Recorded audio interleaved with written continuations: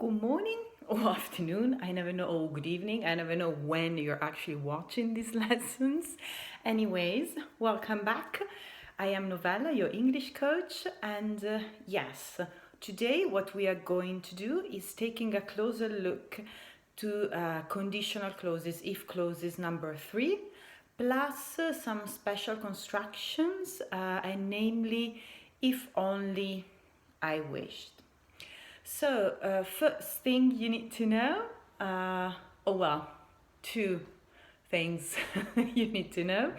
First of all, on www.novellabenedetti.it, you find a blog with all the same lesson that I'm explaining to you today in English. You find it written in Italian. And on the same page, you can also find a free downloadable PDF with some exercises and the keys, of course, so you can further practice your English. And that's one piece of information.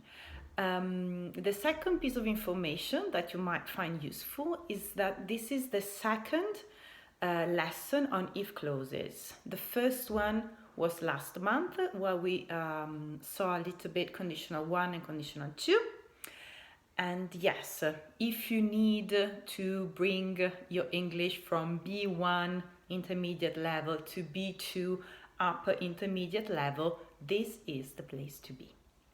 So, having said all this, let's dig in with today's topic, which is third conditional and construction with I wish and if only. First of all, let's start with the conditional number 3, third conditional. It is used to express events that will never happen because they were something you wanted to happen in the past, okay? So for example, I don't know, if I had won the lottery last year, I would have finished paying my house. Okay? So as you notice, if I had won the lottery last year, se avessi vinto la lotteria l'anno scorso, avrei finito di pagare la casa. It is an event that was supposed to happen in the past, but didn't happen. So there's no way to turn back time and get back on this wish. Okay, so this is how you use it for impossible or events that will not happen or didn't happen in the past. If Italy had won the football game the other day, the team would have gone to the World Cup. Okay? Se l'Italia avesse vinto la partita dell'altro giorno, sarebbe andata ai mondiali, cosa che ahimè non succederà. How do you build these kind of clauses? So if you probably already noticed, but yes, you use the past perfect. So of course, again, you have two clauses, the if, blah, blah, blah, then, blah, blah, blah. So the if part always goes with the past perfect. And the past perfect is the verb to have in the past, had, and it doesn't change. So it's all I had, she had, they had, plus past participle. Past participle, la terza colonnina. All Italian native speakers know about the famigerata terza colonnina. For irregular verbs, so irregular verbs, as usual, you can only learn them by heart. And regular verbs, you add the ed at the end. So if he had played, if they had gone, if you had worked, and so on and so forth. And this is the first if clause. The second part of the sentence, the one without if, uses would, have, plus the past participle again.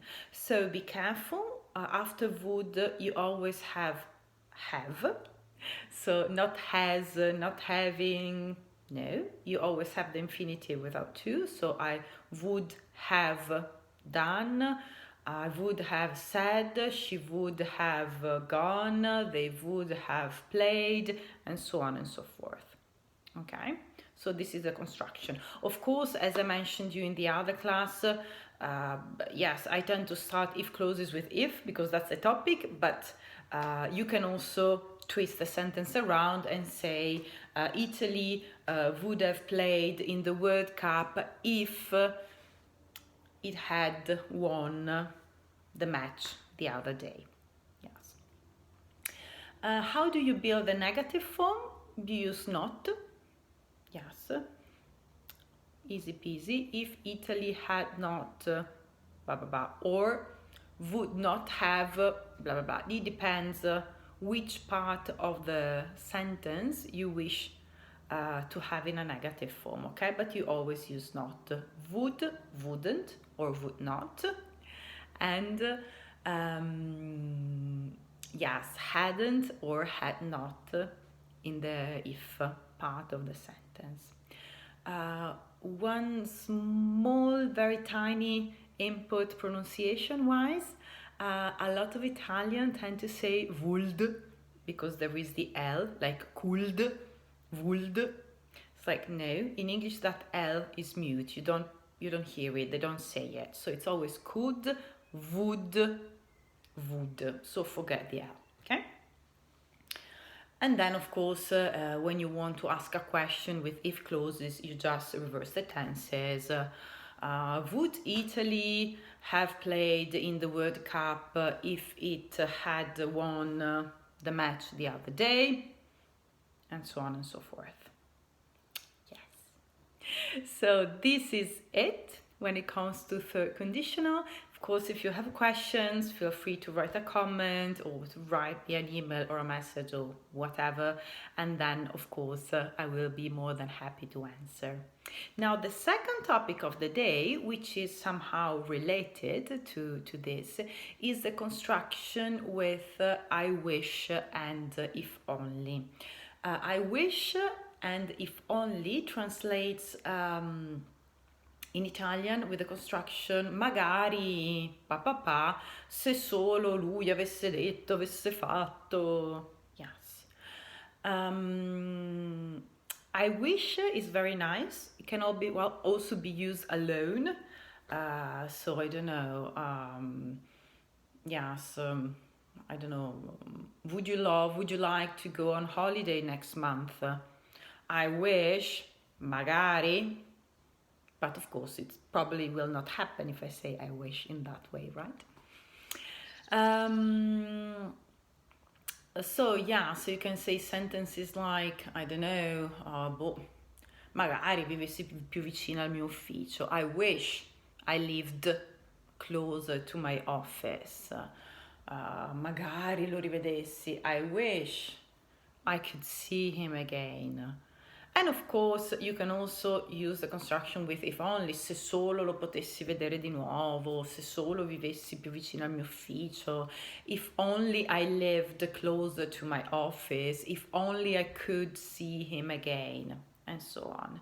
So since in these cases, and that's why this construction is connected with this topic, we are speaking about events it's not that they're impossible to happen. Of course, I can move and just move closer to my office, and of course I can meet the guy again, but they are not very much likely to happen, are they? It's quite difficult for those events to become true. So in these cases, after I wish and after if only, I tend to use basically the second and the third conditional, that is the past simple or the past perfect. Okay. And of course, we've already seen the negative form. You use not. If only I didn't live so far from my office. Yes. Questions, you don't ask questions. As in Italian, it's a construction that you don't need to ask a question for. And that's it. So yes, thank you for following today.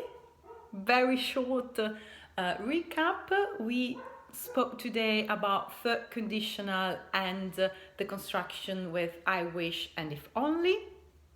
Third conditional, if Italy had won the match, avesse vinto, had won, past perfect, the match, it would have played in the word cap. It would have played. Okay? Would have, past participle, played. Negative with not, inversion as to the question. If only I met him again, se solo lo incontrassi di nuovo. I wish I could meet him again, magari lo incontrassi di nuovo. Both constructions are used when you're expressing an action that is not very likely to happen, and therefore you use past participle, past simple and past perfect. Conditional number 3, I already said what it is for, but it's worth repeating. You use it for something that didn't happen in the past. Good. And today that's it for our free English class on how to move from B1 to B2 level. I hope you found this class useful. In case you have questions, feel free to write me a comment, an email, a message, whatever you find most useful and convenient. Don't forget to go on my blog to get some free exercises and have a check that you really understood what this class is about, because sometimes yes, we think we understand and then we start doing things and we discover that maybe they are not so clear. So yes, feel free to go on my website and of course to subscribe to Resfaber, my monthly newsletter about English. Good. Have a lovely afternoon.